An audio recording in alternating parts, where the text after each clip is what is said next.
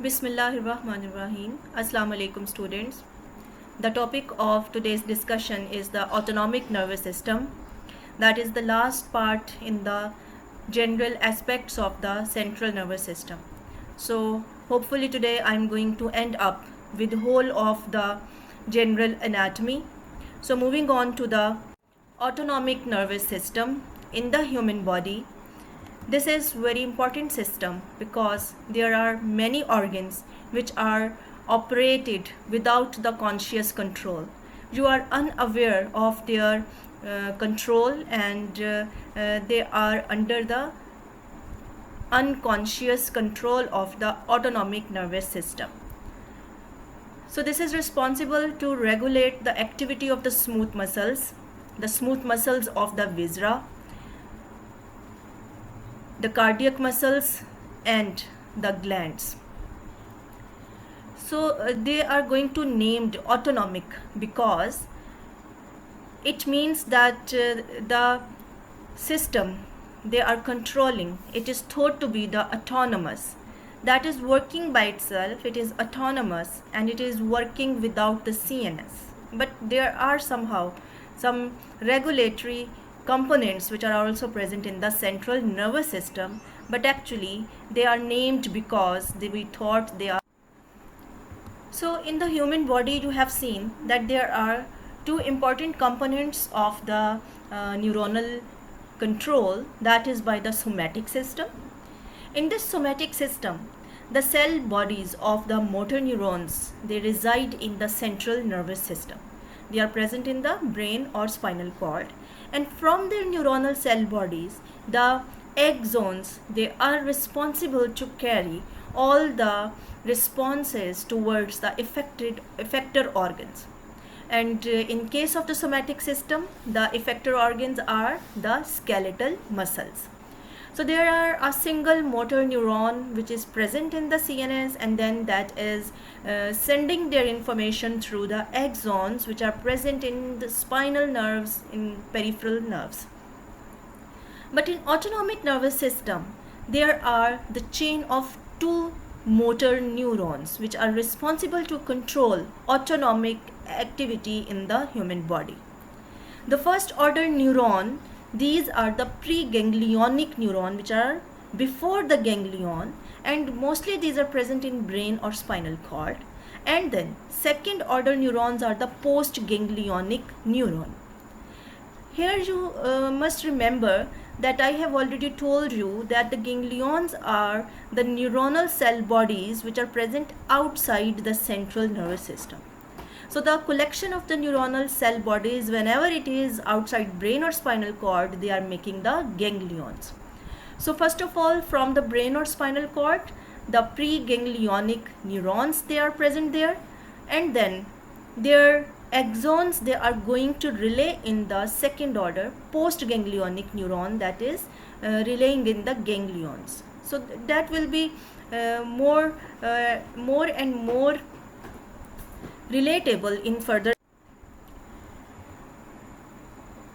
So here in this picture, that is showing you a comparison between the somatic and autonomic nervous system. So first of all, in autonomic nervous system you have seen that there is one preganglionic neuron, then axon from that preganglionic neuron, it leaves the central nervous system and makes synapses with the second order ganglion which is present outside the central nervous system, and the neurons which are present in this ganglion, they are going to make or emerge another second postganglionic axons which are extend towards their respective organ where it has to perform the function.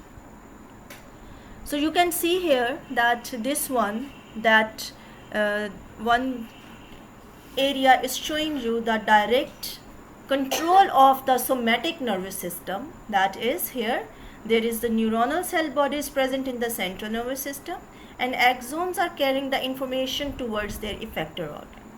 But in this case, there in autonomic nervous system, there is this intermediate ganglionic neuronal cell bodies are also present.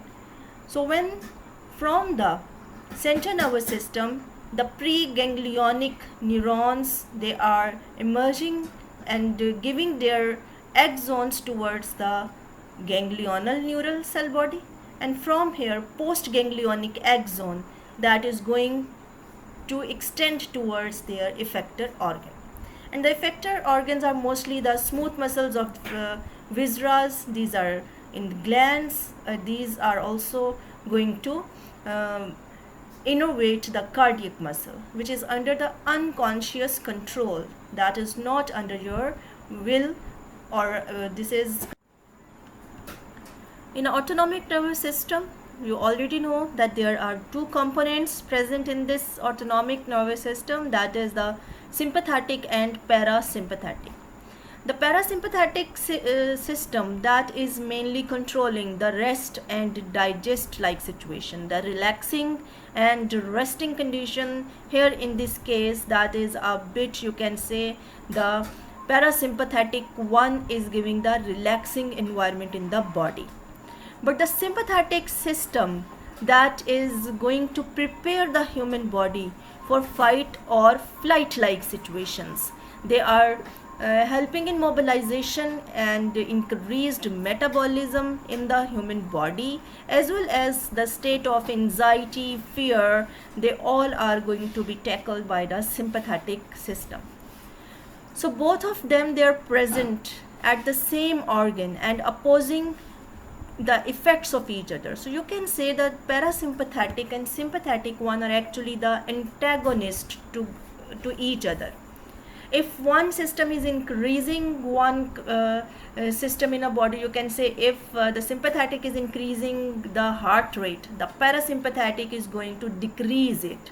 So that means they are going to oppose or have the antagonistic effect in the human body. So both are going to be present.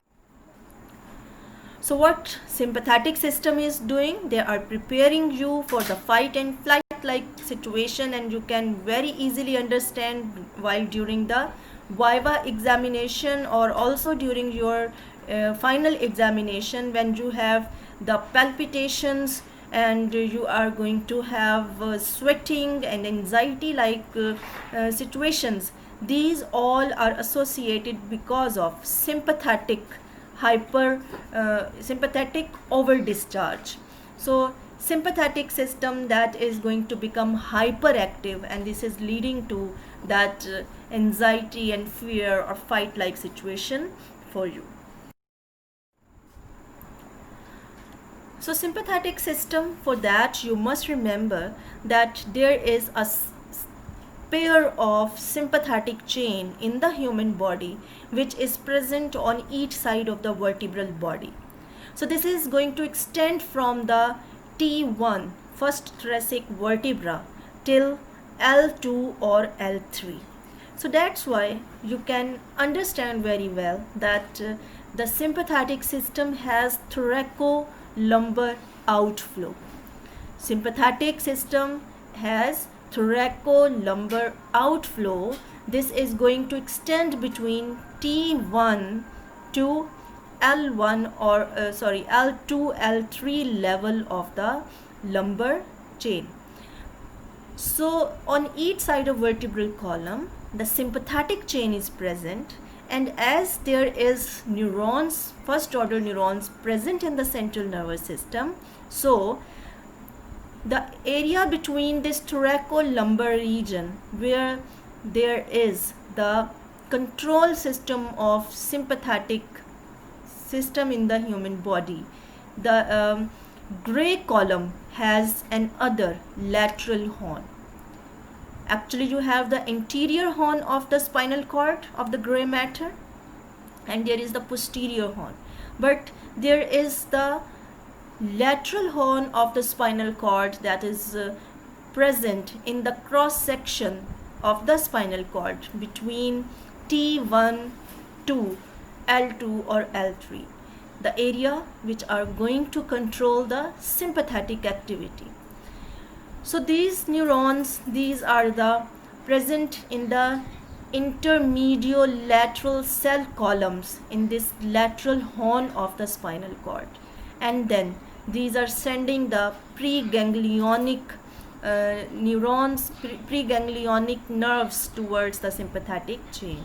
So actually what I want to focus on here again, that the sympathetic system has thoracolumbar outflow. This is just going to extend between T1 to L2 or L3 vertebral level, or the spinal nerves which are associated with the sympathetic chain. So what I have told you, that there is this first order neurons. These are present in the lateral horn of the spinal cord. From here, these white rami communicantes, these are going to join the ganglions which are associated with the sympathetic chain. The sympathetic chain, which is present on each side of the vertebral column, and this is a ganglionated chain. You must remember, I will show you in the next picture anywhere in this lecture, but there is ganglions, these are present along the sympathetic chain. So this preganglionic white rami communicans is going to relay and synapse there in the ganglion which is associated with sympathetic chain. These are autonomic ganglion of the sympathetic chain. Then from here, the second order postganglionic nerve fibers, these are going to emerge and innervate the visceral organs in the sympathetic activity, mostly in thoracic region, in the abdomen. These are going to control the viscerals. So these are the sending these postganglionic. Also they are sending back their fibers towards the spinal cord which joins the spinal nerve, that is the gray rami communicantes. So this is joining the spinal nerves as well as a gray rami communicant. So there are two ways to control the sympathetic control in human body: through the spinal nerves which are receiving the postganglionic fiber from autonomic sympathetic ganglion through these gray rami communicantes. They are joining these spinal nerves and then they are carrying the sympathetic supply along with that spinal nerves, and mostly they are moving towards the viscera while making up the plexus around the blood vessels, around major blood vessels, and also through these branches of the sympathetic chain. The branches of the sympathetic chain, they are sending their branches directly towards the viscera. They are sending the branches towards the heart, making up the cardiac plexus, for lungs making the pulmonary plexus. You will study them in detail during the gross anatomy of the thoracic region. And in the abdomen and abdominal viscera, these are also sending their splanchnic branches towards the viscera. So the branches going towards the viscera are the splanchnic branches.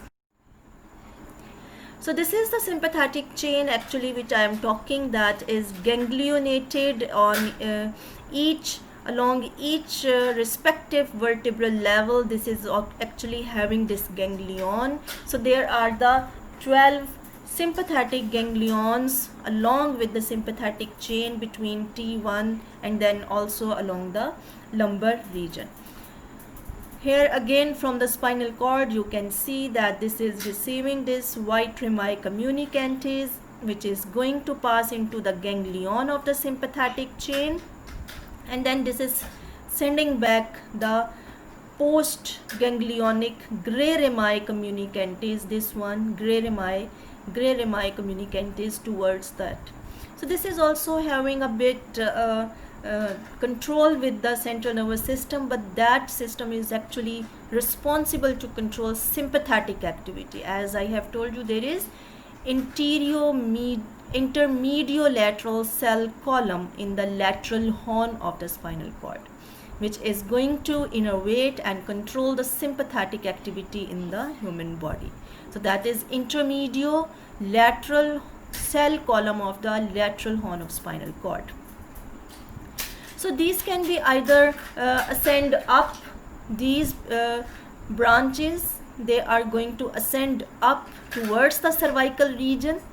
They are also, as you know, that is starting from the T1. So these cervical ganglions which are associated with the sympathetic chain, they receive the ascending branches from the sympathetic nerves in the thoracic region, and also they giving the descending branches down towards the respective uh, ganglions and viscerals. For that also they are giving them. So this is again the picture you have seen. There is this lateral gray matter, lateral gray horn. Then this is giving and sending the branches, which is sympathetic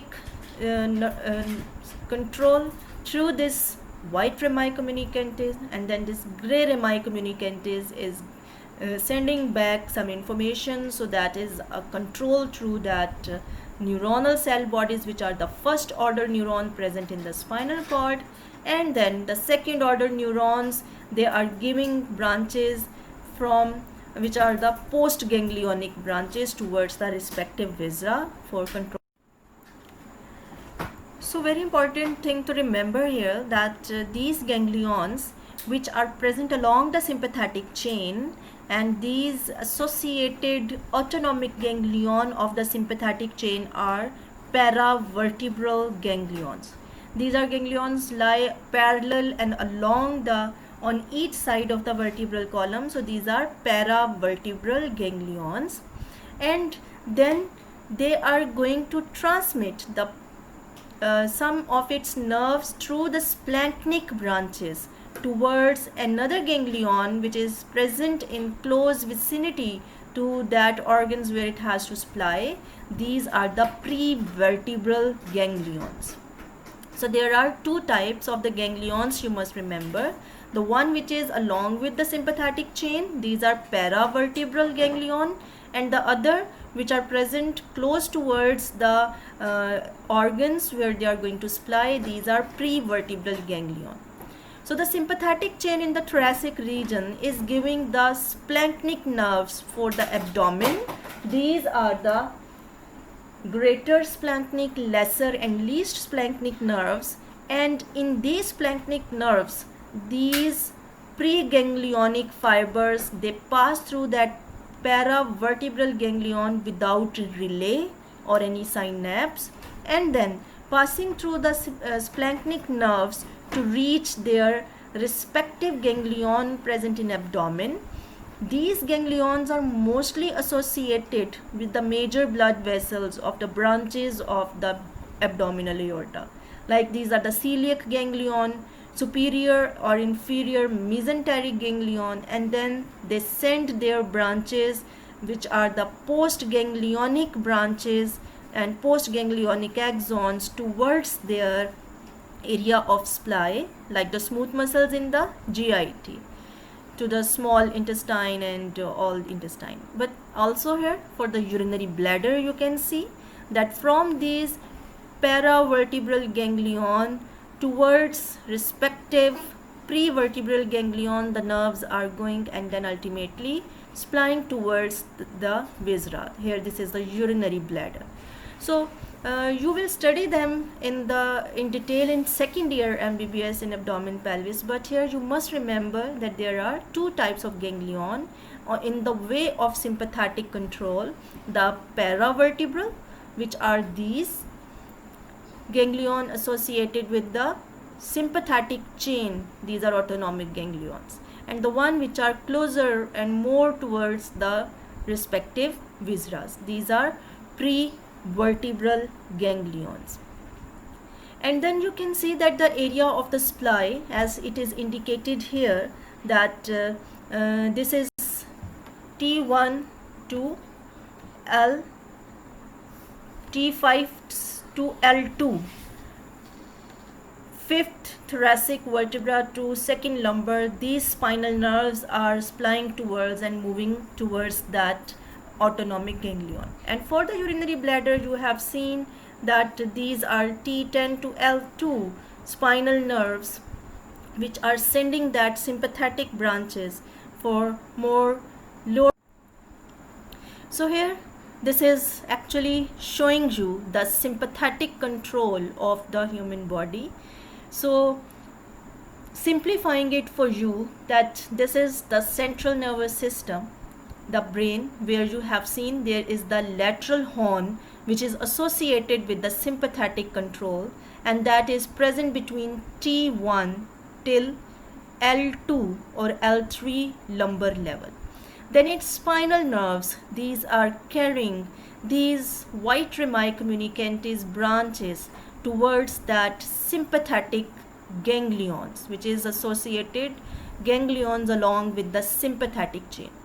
This sympathetic chain, very interestingly, that is present, it is extending from the cervical region C1 till coccygeal level, where on both sides the sympathetic chain of right and left unite together, making the ganglion impar. So these are present till the coccyx level, but the sympathetic supply from the central nervous system, that is only between T1 to L2. So that's why we say that this is having thoracolumbar outflow. So this is giving the ascending branches up towards the cervical region to control the sympathetic activity, and descending branches down to control the sympathetic regulation down to that level. So here in the cervical region and a bit upper thoracic level is associated with the cardiac and pulmonary plexus formation, and then this is going to supply the all of these viscera in the thoracic region. More higher up, this is supplying the eye, lacrimal gland, nose, and all the glands present in the which is in the oral cavity.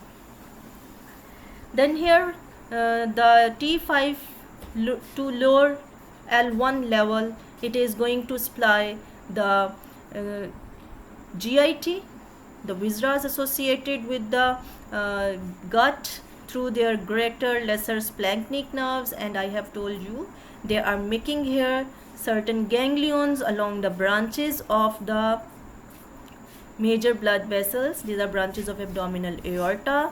These are the celiac ganglion. Here you can see along the celiac trunk, then superior mesenteric ganglion, inferior mesenteric.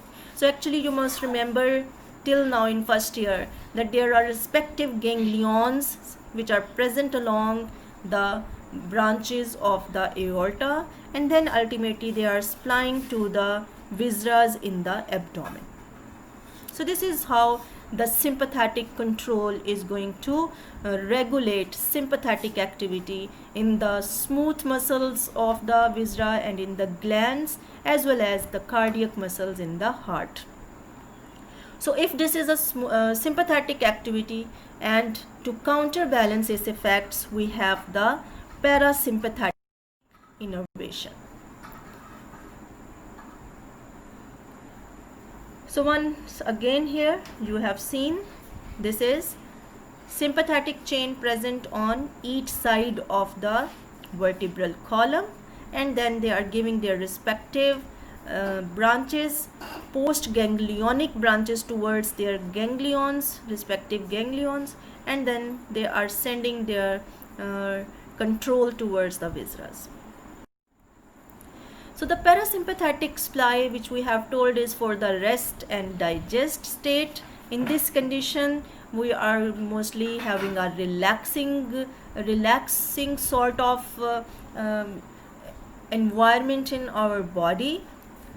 So how it is going to be controlled? It has craniosacral control, that is through the cranial nerves, and one few components of sacral segment is going to responsible to regulate parasympathetic activity in the human body.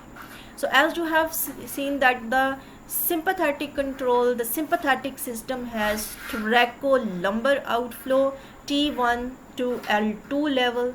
The parasympathetic has craniosacral outflow, so that is regulating its activity through cranial nerve and the sacral segment.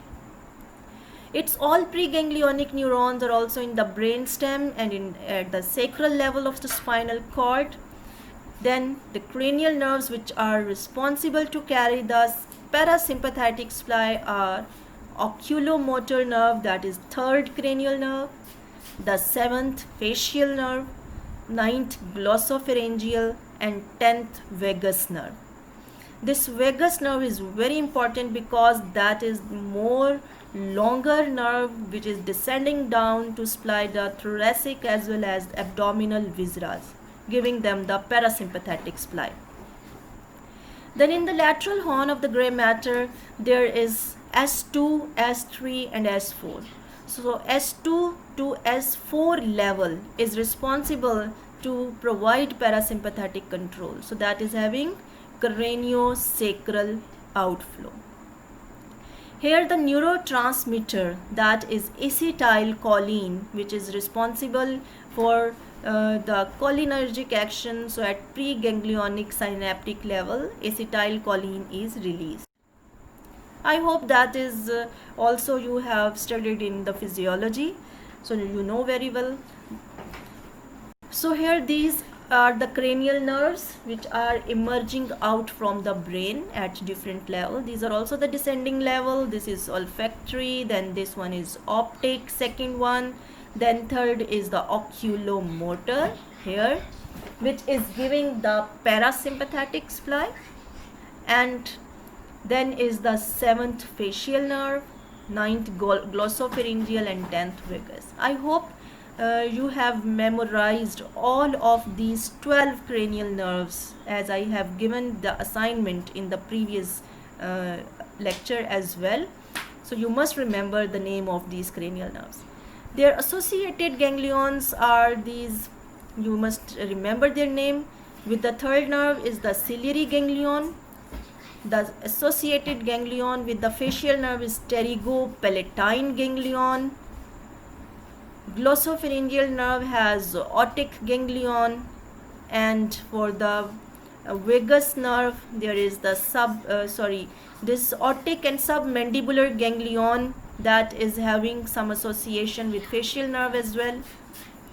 The vagus nerve, 10th cranial nerve, that has a more extensive course extending down towards the thorax and then supplying the parasympathetic supply to thoracic viscera, and then moving towards the abdominal viscera till the junction of right 2/3 and left 1/3 of the transverse colon.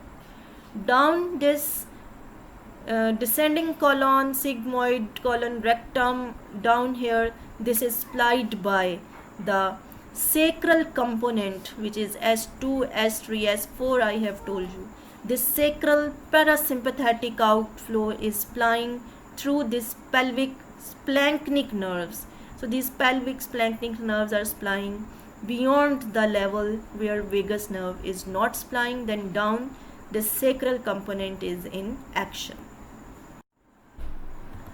So here is some comparison between the sympathetic and parasympathetic nervous system.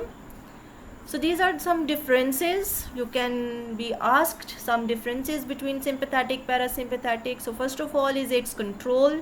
That is, the sympathetic activity is having the thoracolumbar outflow. It is between the T1 to L2. So that is controlling the sympathetic activity between T1 to L2. And parasympathetic has craniosacral outflow. Then if you talk about the location of ganglions, the sympathetic system, the ganglion of the sympathetic chain is very close to the spinal cord. As you have seen, these are the paravertebral ganglions present very close to the sympathetic system. But the parasympathetic ganglions are close to the target organ. Actually, these are present within the walls of the target organs or very close to the target organs. Then the postganglionic fibers which are arising from these ganglions. So the sympathetic, as it is sending through its splanchnic branches, so these are having long postganglionic supply, and the parasympathetic postganglionic fibers are short. So in reverse, you can say the preganglionic fibers of sympathetic are short because they just enter into the paravertebral ganglion when they are leaving from the spinal cord, and the postganglionic fibers have to reach towards their target organ, so these are long. But in case of parasympathetic, the preganglionic fibers are long but postganglionic fibers are short. As you have seen, the vagus nerve, that is very long, preganglionic, going towards the ganglion, and then closer to the viscera they end up and synapse, they are making plexus, and then very short postganglionic axon emerge from it. The branches, which are the postganglionic branches from the postganglionic axons, the sympathetic has lots of postganglionic branches and they are going to supply multiple organs, but parasympathetic, they are having very few. So this is the comparison of the function. As I have told you that in the heart, the sympathetic system, if it increasing the heart rate, it is increasing the force of contraction. The parasympathetic is just relaxing, decreasing the heart rate and decreasing the force of contraction. So whenever there is anxiety, fight and fright like situation, you have the palpitation because of sympathetic hyperactive function and sympathetic over discharge, leading to increase in heart rate. On the blood vessels, as it has vasomotor control, so that is leading to constriction of the blood vessel, but parasympathetic has no effect. On the lungs, the sympathetic system is leading to bronchodilation and parasympathetic is responsible for bronchoconstriction. In the GIT, if there is decrease in the motility of the viscera, the smooth muscles in the viscera, then the sphincters, they must be in a contracted state. So you say the walls of the viscera are relaxed, that is going to storing the food more and more, so sphincters are closed.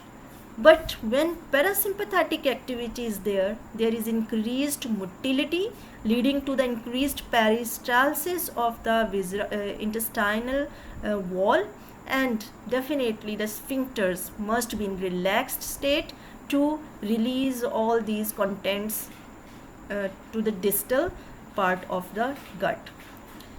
The glands are leading to decreased secretion in case of sympathetic, but secretions are increased in the parasympathetic. So these are a bit some comparison of differences of functions of major organs which are controlled by the autonomic nervous system. So if you see, what about the control of the higher center? If there is some control house which are working in collaboration to control that autonomic nervous system as well. So here is in action the limbic system, which is receiving some information from the cerebral cortex, and that is the amygdaloid nucleus, that is amygdala. So the emotional, the sympathetic activity control, emotional control, that is through that limbic system, which is controlling through the amygdala, that is amygdaloid nucleus. Then is the hypothalamus, that is also having some integration on the autonomic nervous system. The reticular formation, which is also responsible for some direct influence on the autonomic function. So you must remember some sympathetic and parasympathetic auto-regulation by the central nervous system.